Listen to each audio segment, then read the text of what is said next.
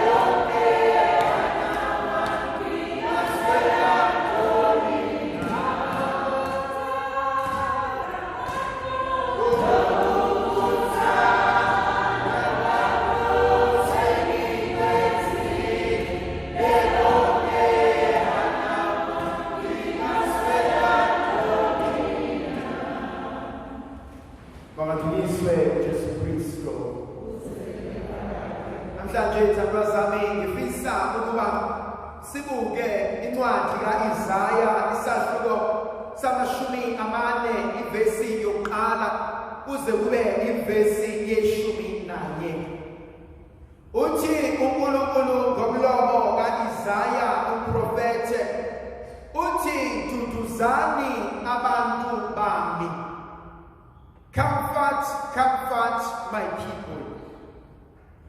Noma ufuna ukuthi thina bheka sengibonile usizi lwakho, bheka sengibonile into, sengibonile ukuthakeka kwakho, sengisibonile isimo obhekene naso, sengicela singene enkonzweni yokududuzeka. Ngimbona uNkulunkulu esibizela enkonzweni yokududuzeka, esibizela enkonzweni yokududuzana. Lento iyangithinta empilweni yami uma ngibona uNkulunkulu ethi bantu bami sekwanele manje.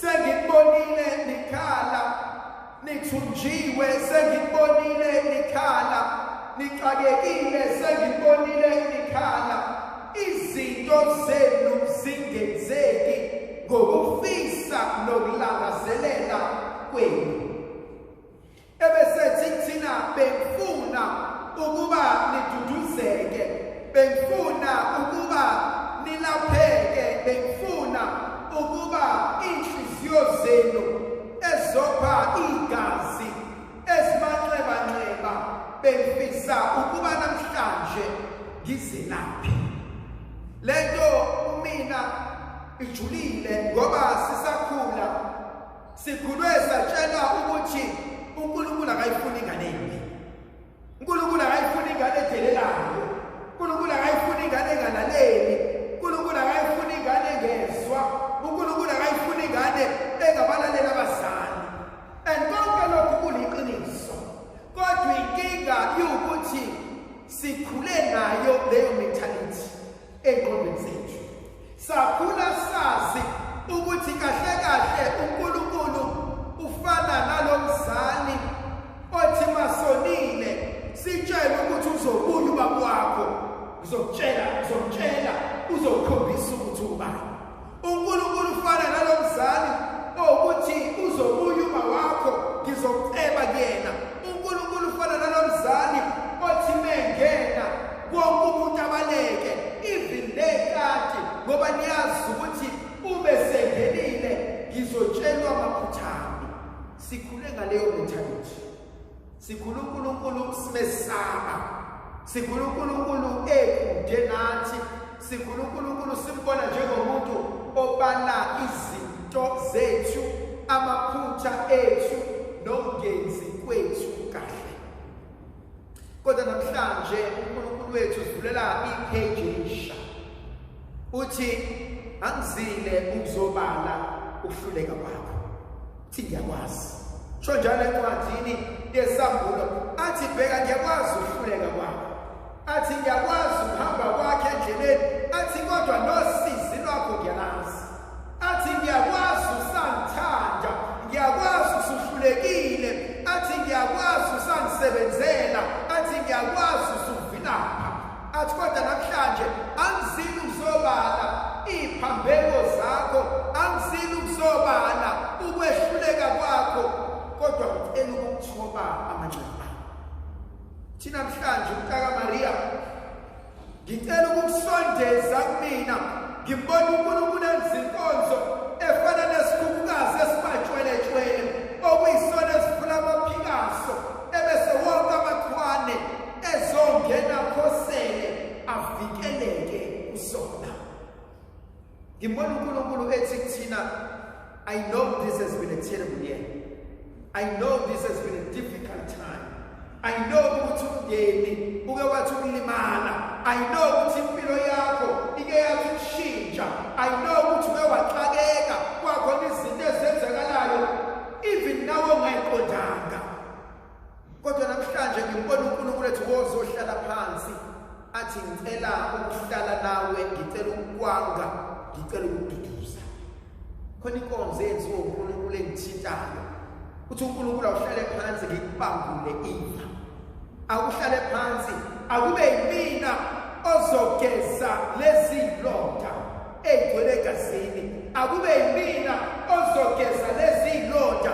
esegcwele ubovu akube yimina ozogeza lamanxeba asevulekile akunginiki ithuba lokuba ukwazi ukulungisa la sekonakele khona uNkulunkulu inkonzo sinika namhlanje iyavuka kumina uma uSimon Petrus evangelini likaJohane isahluko sesithupha ethi siyakuya kubani inkosi singabalekela iJehova inkonzo kaSimoni ijulile kumina umethi siyakuya kubani inkosi ngoba uSimoni ubukubuze bakhe abukisima abhekene naso athi inkosi mangezi kuwena uthi angiye kubani mangabiki kuwena uthi angibike kubani mangezosizo wena uthi ubani omunye ozomsiza ngiyamthanda uSimoni methi siyabuya kubani Nkosi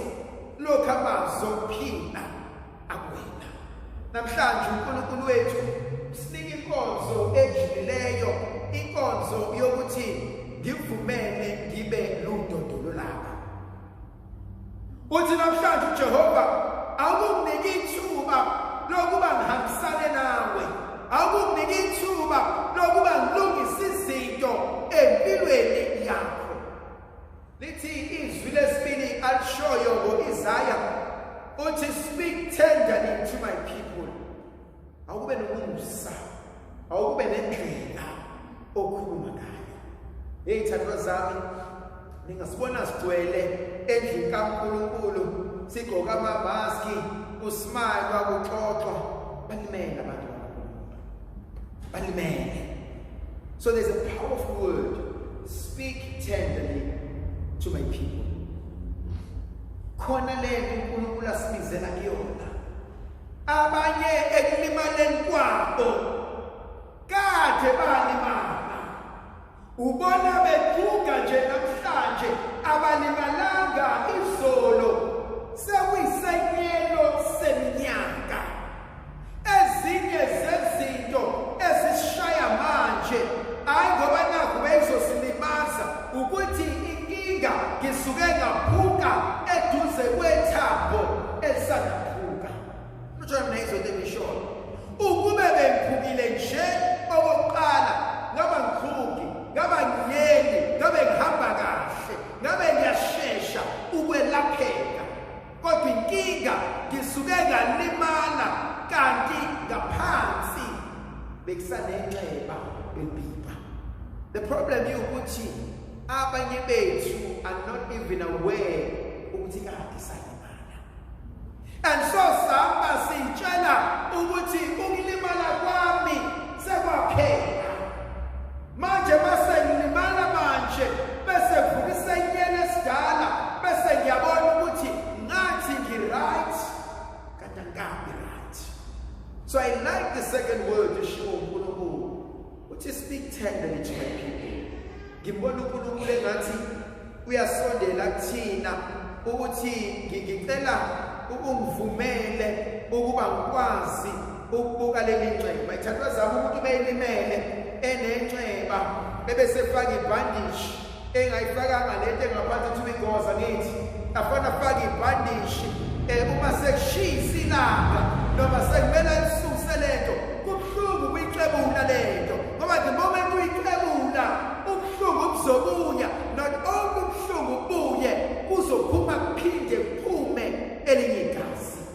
So ngibona uNkulunkulu ethi I think uyibhandishe ujahile. I think uyibhandishe uyitshela ukuthi sekungcono. Athi ngicela usondele usemina. Athi ngicela sihlale phansi. Athi ngicela kube yimina engizogeza inxeba. Ijulile yogeza wenxeba. Ubobuza abantu uma bezogeza inxeba lesidumo before lilale bayolitshala emhlabathini. Kubalulekile ukuba ungene kulona inxeba uqobo lwakho. Kubalulekile lento ogeza ngayo uligeze lona inxeba. Now imagine inxeba ohamba nayo. Imagine amanxeba esinawo. So uTata Maria namhlanje methu ufisa ukusigeza amanxeba. Amanyawo aweminyaka. Amanyawo awobusha bethu. Amanyawo sashawa sibhekele sesiphuma sashawe ngeqhiwatwala. Amanyawo sashawa siyele thina ngokwethu. Kodwa there's something deep. uNkulunkulu uthi ngicela ungithembe ukuthi ngizokugeza inxeba. Nawe ithandwa zami, if umuntu uzomgeza inxeba esaphila lizoba buhlungu. Ulifaka o7, ulifaka o-Dettol lizontshontsha. Kodwa in the process yomntshontsha kwalo, in the process yobuhlungu balo ilalapheka khona. Hence the third point is powerful. Athi uNkulunkulu athi lolu gwadule athi ngifuna ukuqamba indlela.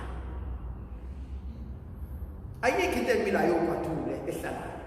Very few things can grow in the desert. Kodwa uNkulunkulu wethu uthi kulolu gwadule ngicela ufake highway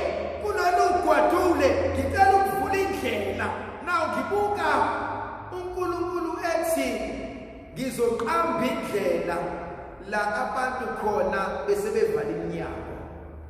I'm always amazed at uNkulunkulu. When doors close and windows are closed, uNkulunkulu will always find a way out for us. Julile indaba kaNkulunkulu ayishoyo namhlanje uIsaya, because ingenza kubo ukuthi empilweni yami ikhona indawo where I blocked uNkulunkulu. Ngithi mina no, lokho akudingi uNkulunkulu. Angidingi ukukhuluma ngakho lokho, angidingi ukukhuleka ngakho lokho, angidingi ukuthi sibonisane ngakho uNkulunkulu. And sathi uNkulunkulu wena sesewudala indawo where I cannot be, athi uNkulunkulu bheka ngifuna ukuqamba indawo entsha. Thando zami khona into engiyibuka ngiyithanda. Uma laba abazi kangcono befuna ukuqala umgwaqo omusha, uyafika kufanele ufake itiye lapha kumgwaqo omusha. No. The first thing ufanele uyenze after uwenze wonke ama-test nazo zonke izinto zakhona, eventually kufanele kube khona ugandaganda ozogugula, ozomba, ukhiphe lokho abangakudingi, ufake abakudinga. And so there's something deep. Umethu uNkulunkulu kulolu gwadule athi ngifuna ukuqamba umgwaqo omusha. The first thing engiyibuza yona ukuthi yikuphi uNkulunkulu ekumele ngimcele akususe. Amakhosi amabili abahlali esibene sona. Uma uNkulunkulu kuyena ozothatha indawo, uNkulunkulu kuyena ozoba in charge, mina ngokwami ngizamile ngahluleka.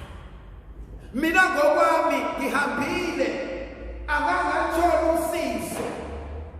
And so yikuphi inkosi engicela ukuba ungenzele kona? Yikuphi inkosi engicela ukususe? Nawe kuhlungu indaba yokususa, ngoba ekususeni izinto ngisusa nezinto ebese ngijwayele, ebese ngiphila ngazo. Uyamazi umuntu kuthiwa ayivele into zakhe lo, hayi message usevuke into zakhe. And so uNkulunkulu athi akekho umuntu onento zakhe, athi lokhu akungisizi ukuya phambili, akungisizi ukuba ngibe ngcono, akungisizi ukuba uNkulunkulu asibonakalise empilweni yami, angikususe. Ikuphi uNkulunkulu ofisa akususe kweyakhe impilo? Ikuphi efisa akususe kweyami impilo nasemndenini wethu?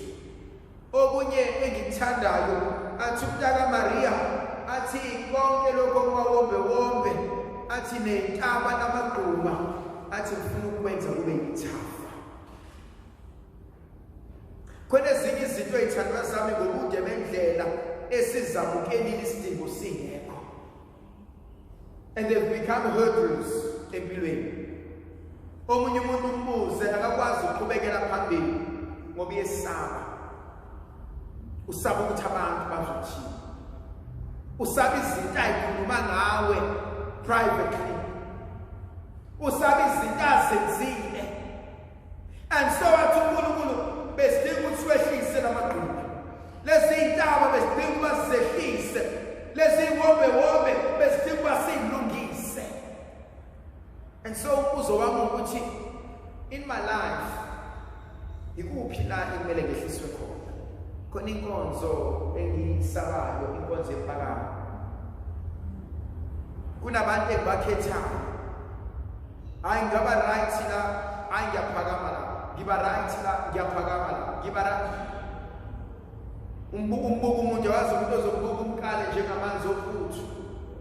Umbuko umeyi umuntu umtshela ukuthi akekho eklasini lami lo, akekho ku-status sami lo, hayi vele ngeke angenzelele ukuthi vele lo ukuthi. And so uNkulunkulu ngimbona efuna ukushintsha the whole attitude. How do I see the other person? How do I relate to the other person? How do I help myself in being with the other person? Khona enye into uNkulunkulu engimbona yenza engithintayo. Ngimbona uNkulunkulu efuna ukushintsha the concept ebengicabanga ngempilo yami. Ngithemba ngilungiselela le ntshumayelo namhlanje kwavuka kumina ivangeli kaLukas chapter 15, indodana yolahleko. iningi lethu liyathanda ukufocusa kwindodana yokuqala ephumayo ekhaya ihambe iyodla imfuyo ichithe nabangani bayo. But we fail to understand ukuthi kahle kahle omunye umuntu onenkinga la indodana endala. Indodana endala iyahlala ekhaya, yenza yonke imisebenzi ekhaya. The day kubuya umfowabo omncane, indodana endala isivezela lento ebengaphakathi kuyona. Iyanqaba ukubuya izongena endlini, ubaba yakuyona ethi mntanami wayunqaba ungena endlini, ithi baba angikwazi ukubuya ngizohlala endlini. Abuze ubaba why, athi baba sengikusebenzele yonke leminyaka. Igama elithinta kakhulu uthi sengikusebenzele njengesigqila. Ubaba uyitshela ukuthi uhleli nendodana, kanti indodana izibona njengesigqila. Let me say that again. Ubaba uzitshela ukuthi uhleli nendodana, kanti indodana izibona njengesigqila. Themba zami, sibe neqiniso. Yazi ziningi izinto esithwele, ezinye zazo sithwaliswa abantu, sithwalisethe. Yazi ziningi izimpi esizilwayo, kodwa kuthiwa siba neqiniso. I'm not fighting the person outside, I'm fighting myself. Baningi abantu esingakhulumisani nabo, esingabahambeli namhlanje, kodwa eqinisweni lakho konke sibangani nabo, wasuke wamtshela iqiniso. And so ngibuka le ndodana ethi baba ngisebenze njengesigqila, awaze wangiholela. Now listen to this. Ithi baba uzama ungiholele, athi baba mntanami ngizokuholela kanjani ngoba konke nakho kungowakho. How many of us are unhappy? Not because our relationships are bad, but because we do not know how to receive love. How many of us are living miserable lives? Not because we have met wrong people, but because sasuke salimala namanje asingalapheki. How many of us are losing abantu and relationships, not because those marriages were bad, but because the attitude yethu ayishintshanga.